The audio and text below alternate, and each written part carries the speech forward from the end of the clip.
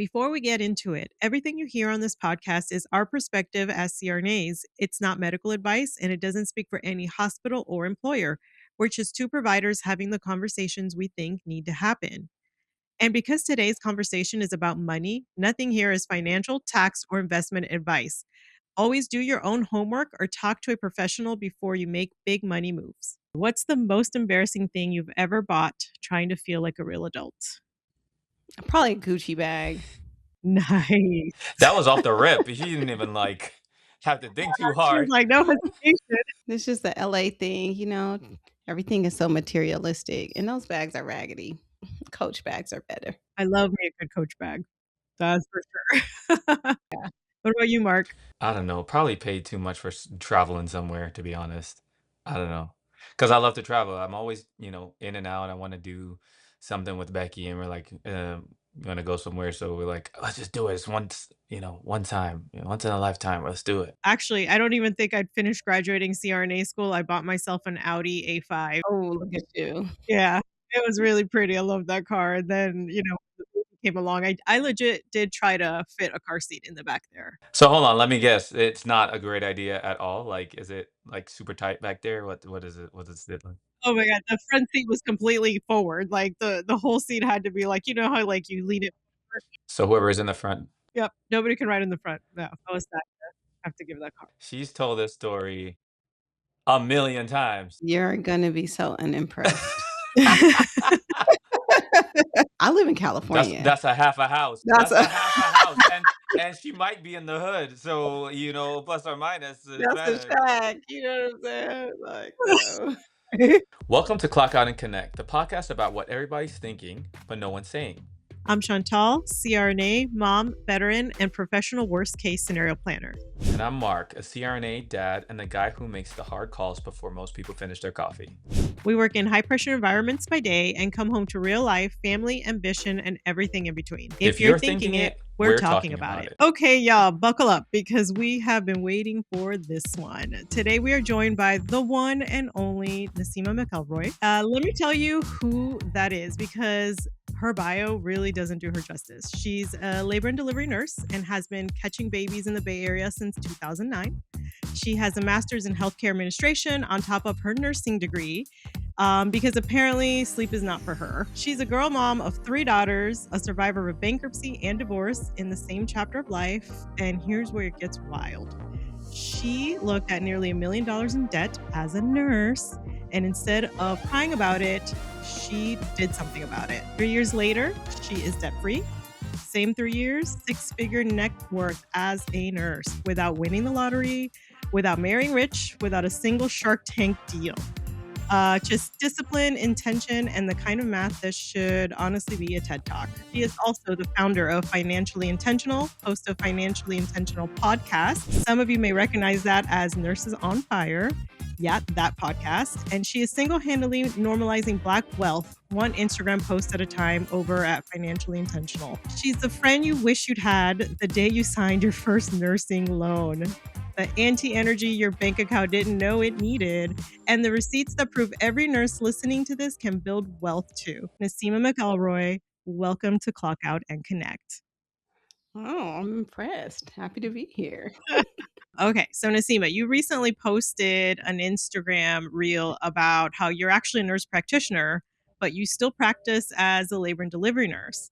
And so that gets me thinking a little bit about high earners, people that make 6 figures or more. What does that mean to you? What did that change for you in the fact that you didn't pursue being a nurse practitioner and kept going as an L&D nurse? And how does that relate to a lot of the people that are out there working these big jobs, but they don't really feel like they're wealthy? So a couple of things. First of all, I was hazed through nursing school. I hated it. My MP program, I wanted to quit it. And I just did it because my aunt told me to. I love being a labor and delivery nurse. All of my clinicals, though, as a nurse practitioner, like the doctors that I worked with were miserable. The nurses that I worked with were miserable. And again, like they tried to put me with professor that failed me the year before in clinic, only for me to outshine her in her clinic.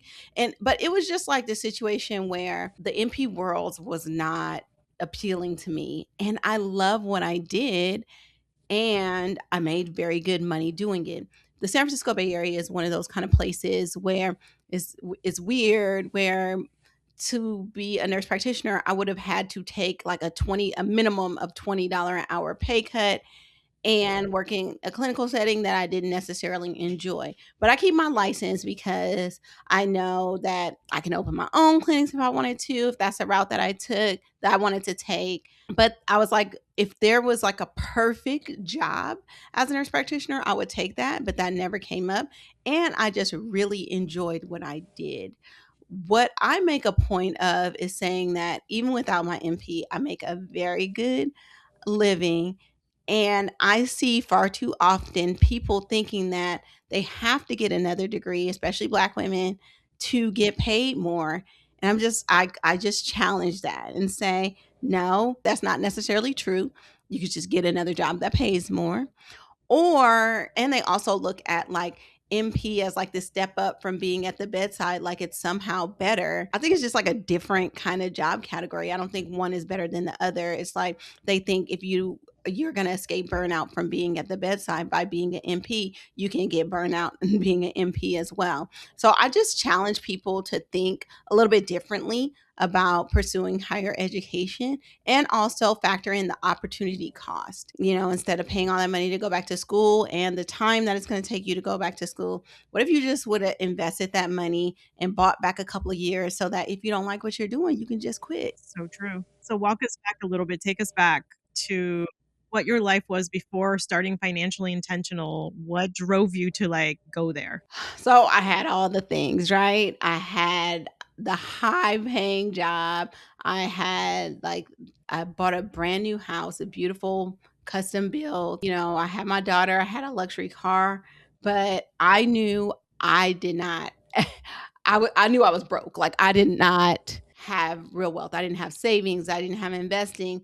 And I just had told myself that I invested all this time into going into in school. I know I could figure it out. I just have to put the same amount of effort into figuring out money that I did in getting my education and all the other things that I've achieved. And so I was just like, I'm going to do it. And it was more driven by the fact that I had this little girl that depended on me. And so I just set out on a mission to educate myself about my finances. And when I started learning, and I was like, well, it's really not that hard. And why is this information not readily available? I started my platform, and I really just started it for a close group of friends that I've been friends with since middle school. We're having a sleepover at my house with all the kids. And I was just like, man, I'm learning this stuff. It's really empowering. Like, I'm really seeing my finances change. This is a shift that I know, if you guys took on, you would be in such a good place. And we mostly all have girls. I was like, we need to teach our girls this. And if I share this information with you guys, would you guys find it valuable? Would you use it? And they were like, yeah. I was like, bet. So I'm going to just put everything on Instagram. As before content creation, all that crazy stuff that Instagram was. I was just like, I'm going to put it out there. And so I just started tracking my progress. Anything that I learned, I put it on there. When I paid off a debt, I would put it on there. And it just kind of grew organically to what it is today. So you make this for all your friends and you're just doing this. At what point do you really realize? Because I mean, in the beginning, you have a thought that this is going to be good. This is for a close group of friends. What happens when this really starts to impact them, or did you see like your friends really being impacted by it? Did they start to do things? Or like, what came first, that or like actual the internet, the community started growing? Because I'm thinking to myself, the authenticity that you put out there is what really brought this to you, right? This audience and like people that Mhm. believe in you. So like, when did you see that change? It was almost immediate, and it wasn't my friends. Like, my friends are still my big supporters, but they weren't the ones that I saw the biggest impact in, right? It was like as soon as I started like reporting my numbers, then I had certain media outlets or people with podcasts and people who were writing blogs, because blogs were really big back then, reaching out like, "Oh, we'd love to share your story." And it was like the people who I aspired to, the people that I looked up to, started reaching out like, oh, people need to hear this. And that's when it started to kind of like take off and make a bigger impact. And then like some of my coworkers were like, what are you talking about? Like, what's going on? And they started implementing some of the things, and it just grew from there. So how does that feel now? Like now you're at work and people are talking about this, right? Like, what is that like? I mean, I'm sure you're so used to that now, but like, I think that's one of the things I think about. Period. You know, I'm like, okay, now this is the most vulnerable part of so many people's life, specifically minorities, right? Because unfortunately, no one teaches us so much about money. It's not a thing. I had to learn finance for myself. My mom didn't teach me that. So like, what does that feel like, you in the workplace and, people are looking at your bank account, and all the things basically. I don't know. I just feel like it feels great to know that people feel comfortable talking to me about that. It feels great that we can normalize those conversations at work. One good thing about working in California in the Bay Area is that we've had pay transparency for years. So we always talk about numbers, we talk about pay and all that kind of stuff. So when I get backlash on the internet, like I've never understood it because I'm just like, everybody talks about how much they get paid. Duh. Like it's posted publicly, right? My salary, you could just Google me and find my salary. It's public information, right? It also is like this thing, like to see people like feel like they are in control of their investing and like that generational shift. So like my older coworkers, right? They are really really fearful still about investing and all of those kind of things and their retirement and their pension, and there's this guy that manages our investment account, and, he's this older white, big, tall white guy. And like the nurses aren't scared to talk to him, but they'll come and talk to me. Right. And I'll just be like, just go talk to Craig. Craig is cool. Like, I love talking to Craig because we have some good conversations, but still, it took away that intimidation factor. And I remember helping one of my coworkers, like, she was so nervous about investing. She had been working at this organization for 20 plus years, and her investment account was straight in the money market fund because she probably picked like low risk. That's when they didn't put you in directly into um, target date funds, which is based on when you're going to retire. They just let you pick based off of your risk level. And overnight, I switched her investments for her. We sat down and I talked her through it. We switched it. Overnight, her account grew $20,000, and it kept on growing and it kept on growing. And like within the year, and it was 6 figures in there. Like, it had grown so much. She was just like, "Oh my god! Like, I can't believe it." I had another coworker that was of that generation too. And she just like, one day she was just like, please just help me. Came over my house, sat down, set up all of her accounts and stuff. And she was able to retire within 2 years. Right. And at her retirement, she was like, I could not have done this without you. So those kind of impacts are what like really make this work special for me, because just normalizing those conversations and making it a safe place to be able to learn about your money, but also feel comfortable in having your money work for you, and taking advantage of the crazy benefits that we have as nurses in a lot of these organizations. A lot of people that they're not using their full benefits, right, at work. No, most people don't understand their benefits.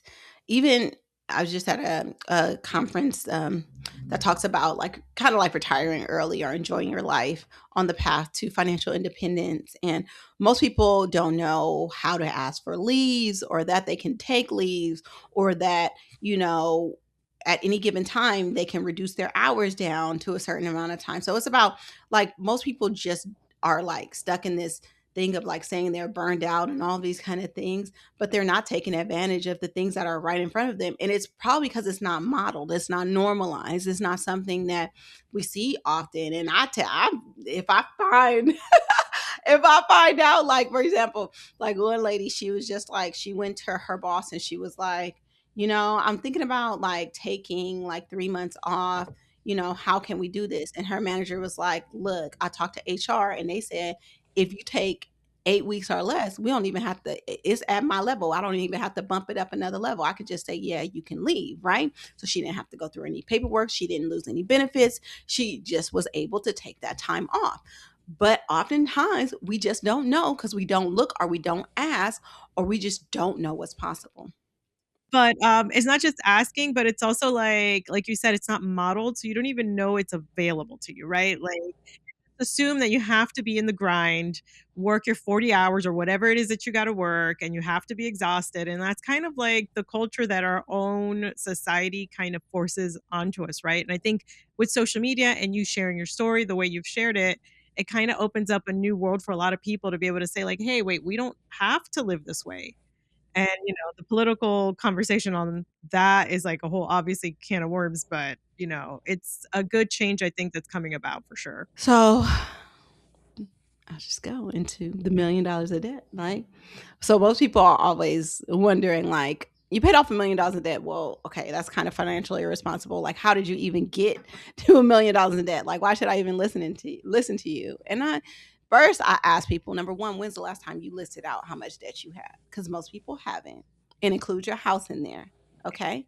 And then you'll probably be right up against me. Maybe more. Maybe more. So I have 2 master's degrees. That's $200,000 in itself, and that's getting scholarships and everything. All right. I have a house in Northern California, which at that time the median housing cost was $750,000. And then other debt. I was married during that time, was in an abusive marriage, got a divorce, had to pay him to get out of the divorce because I was going through the divorce. I had a settlement. I could not file, I did not qualify for a lot of the tax exemptions that you get when you're married. And so I had to pay $30,000 to the IRS. So all of that stuff adds up. And when I was married, I paid off all of his debt before we got divorced. And so all of those things all added up to, it was 947,000 something, something, something, but it was $1 million in debt. And so how do you get out of that, right? How do you get out of that? And what most people do is they say, I'll wait until I make more, or I'll wait until this X, Y, and Z happens. But that's not how it works. You have to start today. And what ends up happening is, if you get intentional and you really start looking at what's coming in and going out and really planning for that. And I did that by using a system called a zero-based budget, where I accounted for every single one of my dollars in advance. And before, I couldn't tell you what I spent that money on. I wasn't like living crazy lavishly. I wasn't really out here buying expensive things, but I just did not know where my money was going. And if you don't tell your money where to go, it's going to disappear. So when I shifted that relationship and was like, I'm CEO of my money, I'm going to tell it where to go every single dollar. Like, when I tell you, I went from having $0 in my savings account to be able to put $4,000 a month towards my debt. And that's without working extra. I couldn't work extra. Again, I was like going in between being a single mom, going through my divorce, my husband in and out of jail during that time. It was a lot going on in my life. So all of the things that could have gotten in the way for me to be like, I can't handle this right now, life is stressful, I did it in spite of, and was able to every month, because I set a goal and I was intentional about it, pay off debt. And it became addictive to me. I would get dopamine hits every time I would pay off my debt. One of the things psychologically that I had to do was give myself those wins.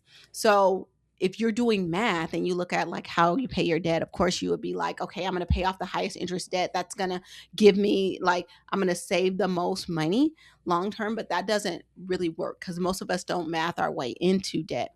It's based off of psychological decisions. And so you kind of have to work that way. So the debt snowball is what worked for me, which is paying my smallest balances first and paying minimum payments on everything else. So you pay your smallest balance debt first. You throw every single extra dollar, anything that you can find, towards that debt, and then pay minimum payments on everything else. And then once that debt is gone, you have that minimum payment freed up to put on the next debt. And so every debt you go down, you have more money freed up. And I'm telling you, like, I was just making payments crazy, left and right, left and right.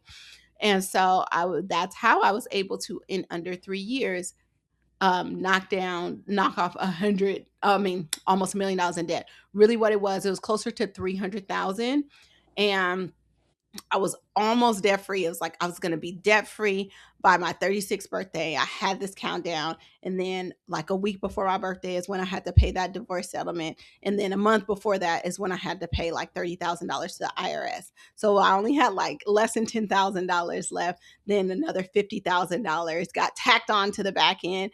And I was in the process on a new relationship. I was like, I wanted to be closer to my parents, and so I sold my house, which took that debt all the way up to $1 million.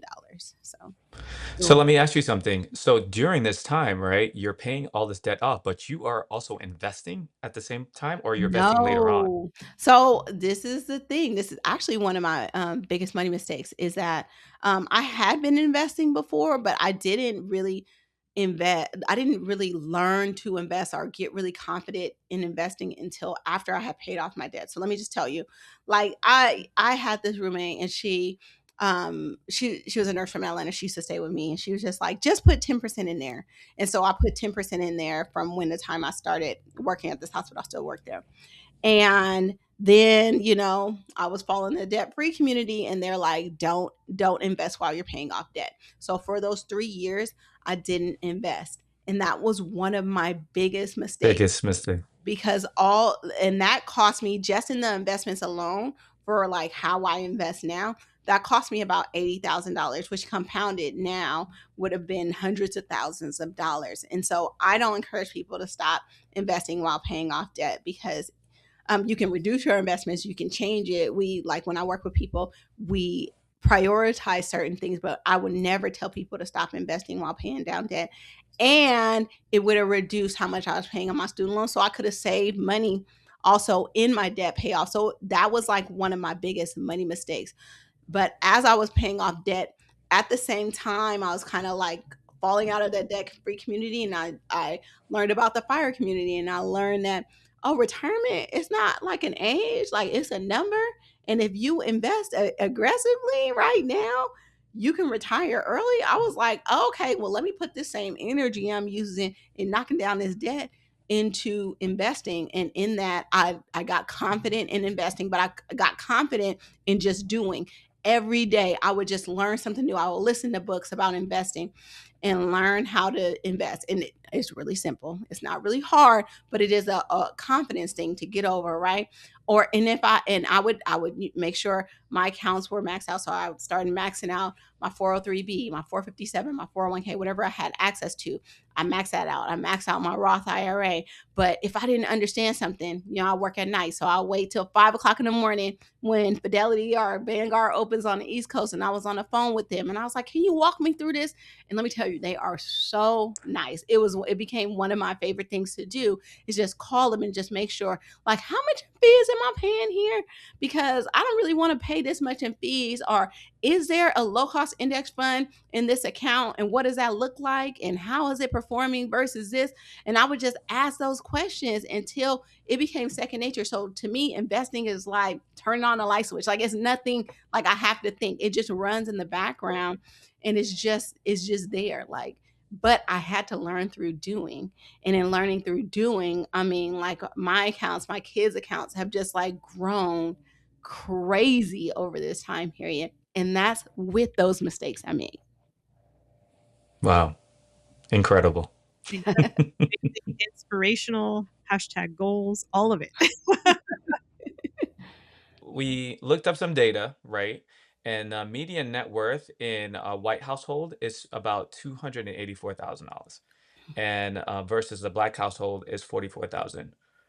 What do you think when you're hearing these numbers? What comes to your mind, and regarding what you do, how you're educating the folks, and what do you want to see? Because that's a huge gap, right?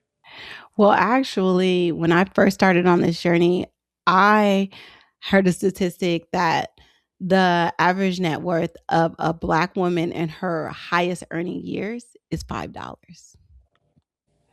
And it's closer to $1,000 now, which is not a big difference. And so, as a single mom, as a Black woman, I was like, oh no, honey, we are not having this. And it is true. And it's because of the amount of student loan debts. Like, Black women are the highest educated people, the ones pursuing higher education degrees at the largest number in this country. but it comes at a cost, right? So we have all the student loan debt, and we're not necessarily being compensated for the level of debt that we take on. And so I'm like, no, we're reversing that.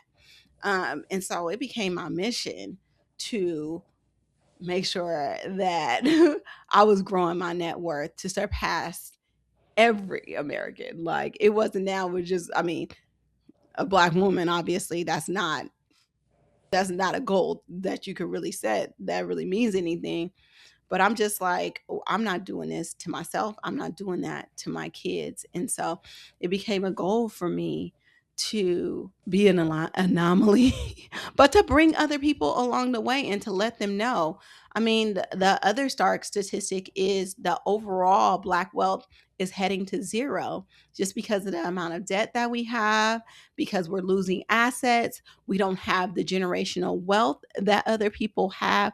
We don't have the family structure and support that's often needed when you're having families. So, just my child, like, for example, a lot of people can live intergenerationally and get help with childcare and all of that kind of stuff. Well, at the same time, my childcare expenses are $4,000 a month. How am I able to save and pay down debt and do all that kind of stuff if I'm not high earning, if I'm spending that much money just to take care of my kids? Well, Now, how can you even do that even when that money's coming in if you're not being intentional with the rest? exactly. If living in California. And living in California. So, I mean, like I said, I could use the excuse that I have all of these things against me, or I can take the time and actually be intentional and really work on my finances and what that means. So sometimes it means doing things unconventional. Like, I always have a room in my house where one of my coworkers or a nurse because people come from all over the world to work in the Bay Area can stay in. That decreases my overhead substantially, right? Because two of your biggest expenses that most people spend money on are going to be your housing. It's going to be your transportation, right? Mhm. If I'm out of town, I put my car on Turo. That negates some of my transportation costs. So you kind of have to think about stuff like that. So yes, I live in a high cost of living area, right? But what are you going to do about it? Are you gonna sit there and complain and be broke? Are you actually gonna use what you have? Because if you live in a high cost of area living area, you also have the potential to make money, right? Right. So you can get paid more. So, optimize your pay, reduce your expenses, and invest the rest. And then speaking generationally, I know that you're very involved in trying to teach your daughters the same thing, right? So how do Mhm. you go about that? Because I know they're different ages, but somebody that has kids, how would you tell them, "Hey, how do you start teaching your kids the things that we never learned?" I mean, so I first of all, a lot of things are more things are caught than taught, right? So my kids see how I'm living, they see how I invest. I talk about it every day. They're in my content, right? So even if they're not understanding, it's still living in their subconscious, right?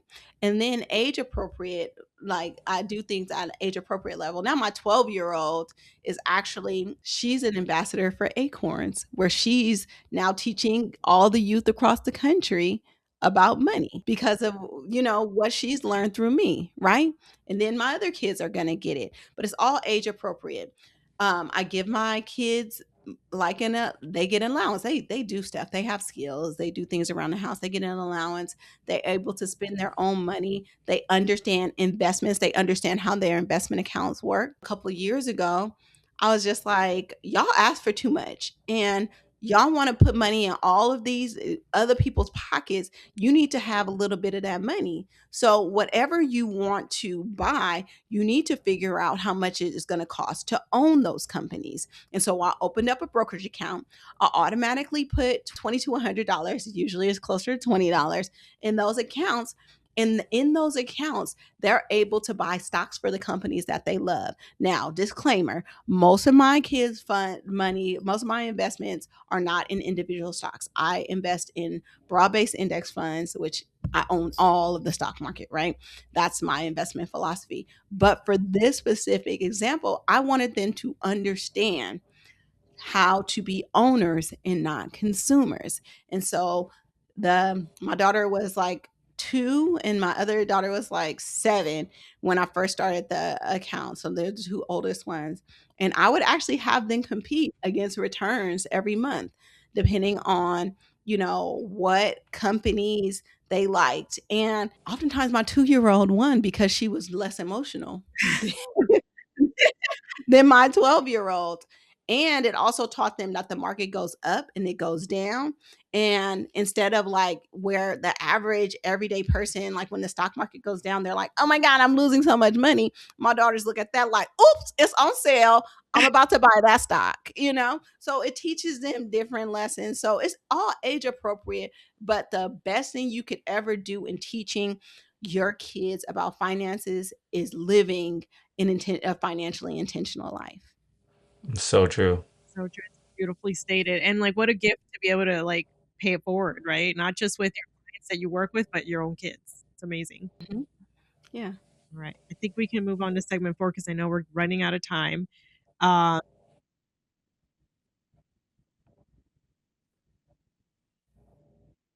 I think we I'm like, I think we kind I of think, covered it, didn't we? yeah. yeah. Okay. So this was going to be like we can actually scale this down. I wanted to talk about FinTok, girl math, and then the TikTok money wars. Mhm. We can actually start with a little vocabulary because I didn't know any of this. And so I know you're in this and that's in that circle, Naseema, with being on socials and stuff. But what is girl math? I don't know. There's a couple of different variations of that, and it's basically like not really like justifying purchases for whatever reason because it makes sense or because you deserve it. Oftentimes, that's how I interpret it. I don't really know because I don't use that term because I use real math. How about loud budgeting? Anyone ever heard of that? Loud budgeting is when you like share your numbers out loud. Okay. Yeah. Okay. And doom Mhm. spending. I don't think I've heard of that one. I guess it's fine because you feel it feels like the world's ending. Oh, okay. Well, that's every day. Everybody has What do you guys think that means? Soft saving. soft saving, Not saving enough. or is it like just like saving a small amount, like a roundup account or something like Yeah, that? it's basically saving Yeah. without sacrificing your quality of life. Yeah, yeah, yeah. Hmm. And no spend September. Anyone participated in that? There's all these no spend challenges. I think that they're great for people that are just getting started. But Yeah, in that same vein, they have apparently debt payoff winter, so cold weather sprint to clear balances. it's all these terms, girl. I don't use none of those. I don't either. I just thought it was funny because I'm not in the TikTok world at all, like at all, and I feel like I age myself here, but like, just kind of to know what is going on out there. So, since you're in that social media world a little bit more than we are, how does FinTok get things right? Like, how does it get it right? I think the thing that it gets right more than anything is that it normalizes having those conversations. And a lot of people, even if they're not doing anything about it, get more comfortable talking about money because far too long money has been looked at as taboo, and the more people that talk about it I really feel like are changing that wave. And so that's the only thing that's the overarching thing is good for, because you have so many varying opinions and all this kind of stuff. And I think that there are some great people in this space, but it is a lot of noise Yes. oftentimes. Yeah, and I know it does get some people into trouble too, so I think you gotta take it all with a grain of salt. Yeah. Yeah. Okay. Have you ever taken or anybody in the group, has anyone ever taken financial advice from TikTok and regretted it? No, I don't even mess with that. Like, I feel like I always go to straight to the source. So I'm always looking like a podcast or some type of like audible, book like Rich Dad Poor Dad or something. Like I'd rather get my information there. Even if it's not like, perfect, I think I'd rather get there from than from because this is the thing. You don't even know what those people are really doing. They could just be doing stuff just to do it. So that's why I'm just like, I don't trust you. But actually, that is how that's how I actually uh, learned. Like I structure my social media to only follow people in the finance space that I aspire to. But these were people that were actually sharing their numbers and their journey, and they had similar philosophies than me to me. And then it normalized those money conversations for me. And then those people actually became my friends in real life. And so then I knew it was possible to pay off $1 million in debt. I knew it was possible to be a millionaire. I knew it was possible to retire early. And so I do tell people, like, if you're going to be on social media, at least curate it for information that you're going to use from reliable sources that you actually aspire to. Like, I get the aesthetic content and all of that kind of stuff, but if you're in a season where you want to get your money together, probably should be following people that are like just a couple steps ahead of you so that you can do what they're doing, but not in like a scammy, you got to set up your LLC and buy you a Range Rover kind of way. Right, just to because it's a write-off. Like, write-offs come with costs. It's funny. It's the write-offs, it's the whole life insurance people, and it's the, people who, eliminate everything on your credit report that's bad. Like, those are the people, like, off top, stay away from that advice. Yeah, I don't know if you guys watch Schitt's Creek, but there's a Schitt's Creek episode in which David is like writing things off. Like he's literally just buying all these things. He's like, it's a write off. It's a write off. And his dad was like, but who's going to pay for it? He's like, I don't know. The IRS? Like it's a write off. But, unfortunately, that's what people think. I mean, they Mhm. just think like, "Oh, you're gonna gain money be based on it." I'm just like, "But you still have to spend money to, like" Yes. I mean, it's Well, you have to earn the money. And David ain't got no damn money. That boy ain't never worked a day in his life.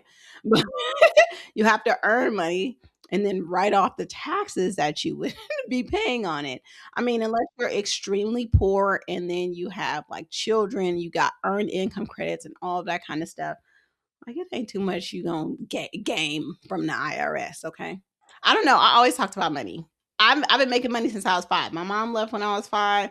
I had to make money. I had to do the thing. That was never a thing for me. So that's why I said, like, when people are always like, "Oh, you can't talk about money," I was like, that's never been a thing for me. So I'm just like, where are people getting this information? I think the thing is that I really feel like the people that make you feel like you can't talk about money have a vested interest in seeing you broke or they're or broke. they're broke. And the other thing that drives me crazy is like when people say, "Well, that's not what rich people do." Well, I don't know what rich people you are hanging around, but I went to the University of Spoiled Children and all they do is talk about money all day. They talk about the networks, they talk about the long game, they talk about what they should be investing in, they talk about all of that kind of stuff. So like a lot of people be like, "Oh my god, that's so ghetto. Like why would you talk about that?" Or "Why are nurses always talking about that? You guys are bringing shame to the profession." I was like, "Y'all need to get out. Get out and get something, okay? Like, really stop." Okay, and make that a hook because that is juicy. All of that right there. I should have said this. I mean, this whole thing is hookalicious, literally. Just like,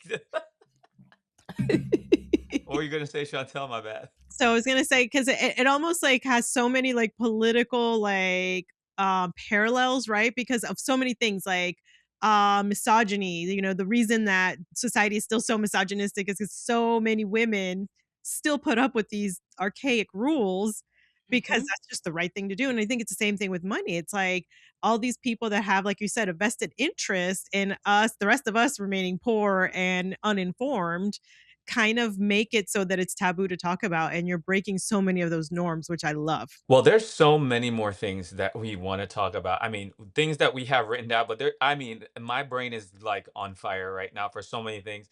So we definitely have to have a part two, three, and maybe four. Because I mean, this is just a teaser. This is just a little something. Like yeah, this is great. And I feel like every time we talk and every time we hang out, like in person or not, like there's another layer and a piece that's just like when you live something, it spews out of you. When you've been studied and you're proven, right? It's just so different. And it's just like I mean, I wanna go into the psychology of money, but your psychology, even Mhm. more in depth of your story, right? And because I know there's so much there, because you don't wake up one day and just be you're not lasered in, right? It's Yeah. there are layers, so many layers that are, important to talk about, because the only way people learn is by us having these kind of conversations that we're having right now. Yep. Hence the point, right? I mean, people think I'm lying all the time. People always calling cap, especially when I share my income, when I usually or literally just copy and paste it from the Social Security Administration. Like, oh, you will never see so many haters come out the woodworks. Like she's lying, or she's that's because she has all these master's degrees and all this kind of stuff. And oh, well, share your some lady, she was fucking crazy. She told me, well, people don't want to see income, they want to see copies of tax forms. And I was like, girl, share your tax forms. Like, what are you talking about? Like, But girl, literally Google. your data, your information is literally on the screen, but you're blanked out. Like, I mean, who is going through I mean, you can doctor anything nowadays, especially with Yeah. AI, but I mean, come on, that's crazy. Yeah. So I mean, but that has more to do with them than it does with me, because who's gonna tell me I'm lying? Now you literally copy and paste it. I'm gonna get offended because somebody called me a liar. I just think it's comical. Like, okay, why would I was like, I think it's funny that you think that, but okay, like it's not gonna change anything. It's not. I was like, shit. Well, tell the IRS I don't make that much money. Okay.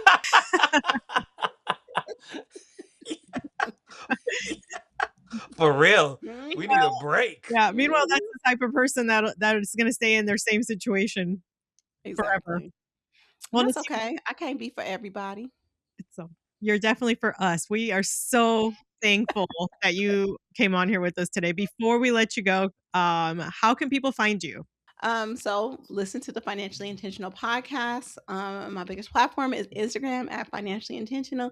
Hit me up. I'm always available. I answer every single one of my DMs. I'm always in my comments. I'm always accessible. So yeah, that's Yeah, there. I really enjoyed watching your social media, and it's a funny story because I've been following you for years now, actually, and Mark is the one that met you in person, and somehow we made this connection, which is so amazing. But you make finance so relatable and attainable, meaning like learning the things to do is so attainable for us like normal people that never got to learn this stuff in ever really. So thank you. Thank you, thank you, thank you for everything you Of do. course, it's my pleasure. I actually really like doing it, even to my detriment, because sometimes, I could just be a nurse stacking my money and just chilling. But, I've sacrificed a lot to put this information out there. So it's a labor of love. Well, we appreciate it. Thank you so much. You are awesome, and we can't wait to have you again. All right, now it's off the record time. Nasima had to jet, but here we go. We're going to be talking about student loans and what that looked like for both Chantel and I. I went to um, public university, but I paid in-state tuition for the first of one of 3 years going to the school I went to, and it was very expensive. That's like the worst year, especially when you're paying out of state, right? And between, not being able to work and my wife, not being able to help, she helped a ton financially, but like she didn't have like a huge paying job. I came out with $300,000 worth of debt. Went to a top 10 school in the US, and I definitely paid for it. Had a great education though. And so I was just like on a mission. I'm like, okay, I'm not gonna be living with this. I knew people that were older than me and went to school before me and I know everybody's situation is different, but you see how I talked about I learned from what other people did. That's my life. So I saw them just like, so you've been a CRNA for 10 years more than me, and you taught me to do the things, and you're in debt. I'm just like, I don't want to do that. And so I made it a mission to get out of school and pay off my debt. So that's one of the reasons why we actually moved from Florida to Texas, where I worked and I currently work, because it was a great opportunity. And I was just like, that's the only way I could see out. Cost of living was low. and the pay was really good. It was very competitive, and there was other work in the area. And so within, I think, 4 years after school, yeah, 4 years after school, I paid off my debt. I paid off while paying for my wife to go to school for her master's, and we paid for her master's cash. We paid off our cars, and we were just like, I'm not doing this. I don't want to do what other people did. And you know what? Yeah. Um, Listen, I think if you want something, you go for it, right? This is not by any means not a judgment to anyone. So, like, if you want to be out of debt, get intentional, get out of debt. If you want to drive something, nice, and you feel like you deserved it while you're in, your big boy, big girl job, and you're paying off debt, that's fine too. Just be intentional, plan it out. You know what I'm saying? Like, and if you do what works for you. I know for me, I just wanted to be done. And also, I think I was in my Dave Ramsey phase of life. And so, like, I swear, Dave Ramsey, all I can hear is rice and beans, beans and rice. And it was just like a constant, like, it was a constant, like, nagging. Let me tell you, man, if anybody was my financial father figure at that time, it was Dave. It was Oh, Dave. Like, I heard this guy in my sleep, y'all. I'm not even kidding. It was crazy. And I was just like, I got to get out of debt. And you know what I always thought about?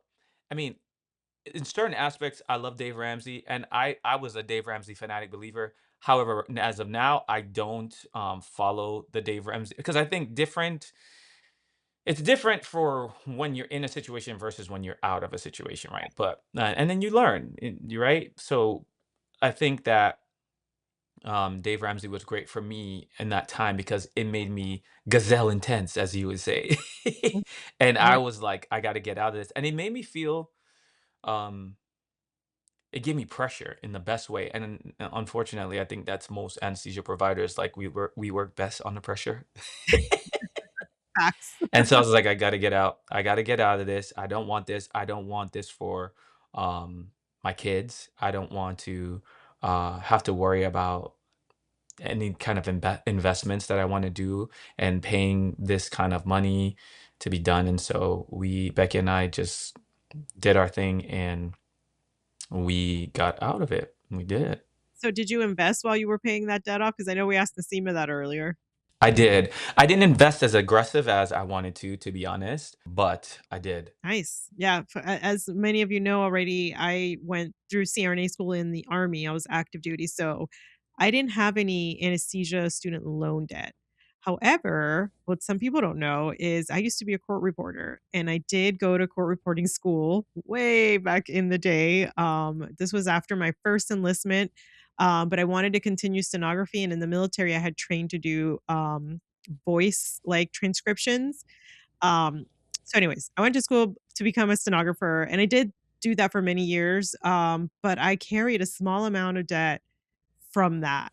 And I think there's something to be said because I'm on the other side where I'm like, I didn't aggressively try to pay that off right away. Because it felt like we just didn't have the money to do that at the time. We were like shopping at Big Lots for groceries because, we were broke. Like we were really broke.